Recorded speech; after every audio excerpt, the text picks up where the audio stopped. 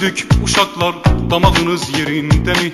Söyleyip soruşacaklarım var, görek könlünüzce mi? Buyur ozanım, hoş geldin, damağımız yerinde. Aç sandığı, tek damlığı, görek ne var gönlünde.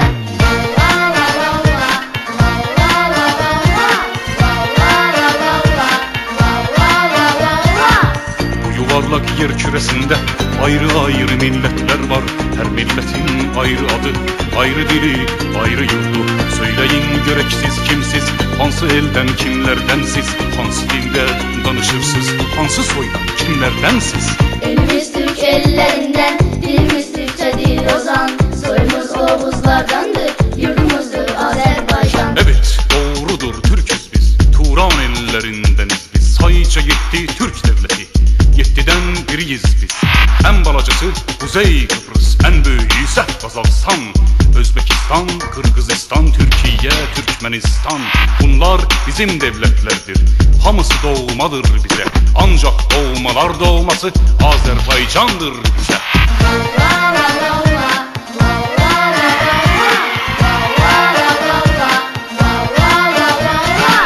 Yurdumuzda güzel kentler, çoklu güzel şehirler var.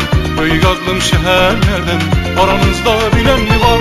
Təbriz, Bakı, Urmu, Naxçıvan, Qəzvin, Şuşa, Gəncə, Həmədan, Ərdəbil, Şəki, Astara, Bakı, Oy, Şamaxı, Marağa, Zəncan. Sava ile Göyçay neyle tanınar?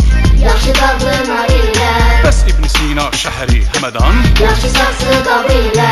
Təbrizin biri küftəsi, Bakının da Düşbərəsi, Ərdəbilin xorrası xeşili, Lənkəranın Ləvəngisi, Xoyun qızıl gülü ağ tutu, Marağanın sabını sucuğu, Zəncanın kəskin bıçağı, Urmunun üzünü, noğulu, Astarının çay tarlası, Vanında ağ alması, Naxçıvanın badamlısı, Şəkinin pitisi halvası, Nizaminin yurdu Gəncə. Cevat xan yetirdi Gəncə 1918'də yurdumun başkendi Gəncə. Təbriz devrimlerin yurdu, qoçaq igidlərin yurdu, Səttar xanlar, bağır xanlar, xiyabanilərin yurdu.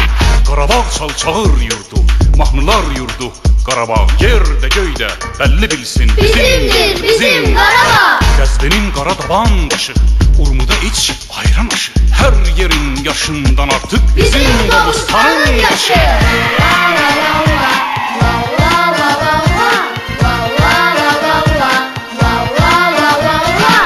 Yurdumuzda uca hündür, dumanlı qarlı dağlar var. En yükseği hansı dağdır, aranızda bilen mi var?